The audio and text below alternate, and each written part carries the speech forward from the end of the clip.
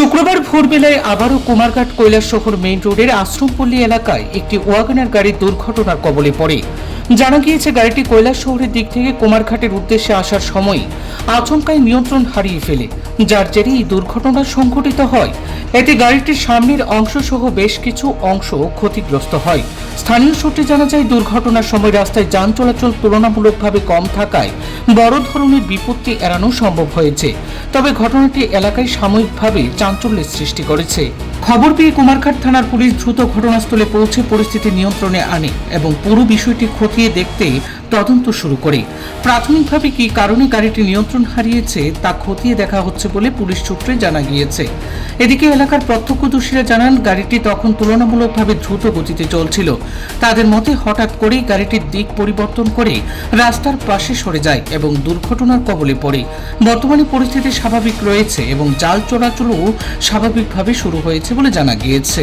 আসলাম তো গাড়িটা এমনি আইসে আইয়া এখানে বাড়ি খাইছে, খাইয়া ফাল্টি খাইছে এখানে এক ফাল্টি খাইয়া আবার ফাল্টি খাইছে, আর কেন ফাল্টি খাইয়া এমনি উল্টিয়ে গিয়া পড়ে গেছি। ওই কেন আস গাড়ি আসিল কেন কি গাড়ি? যে গাড়িটা অ্যাক্সিডেন্ট হয়েছে মারুতি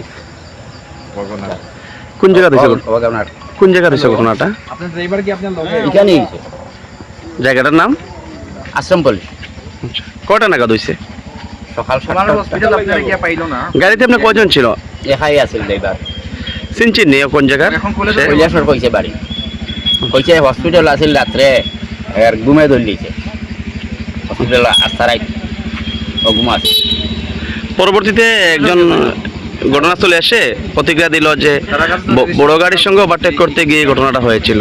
না না, এরকম কিচ্ছু না, কিছু না। না আমি সামনে আসলাম গাড়িটা এখানে, তখন এখানে কেউ নাই। হ্যাঁ, নিজে বার হয়েছে ওদিকের থেকে, আমি এখান থেকে আইতে আইতে নিজে নিজে বার হয়েছে। বারণি করে আমরা হয়েছে যে একটা বেনে করে লইয়া গেছে গিয়ে হসপিটাল, কুমারঘাট হসপিটাল। কাকু কি নাম আপনার? সুনীল দেব না, এই এলাকার বাসিন্দা? বুঝতে পারি এখানে। ধন্যবাদ।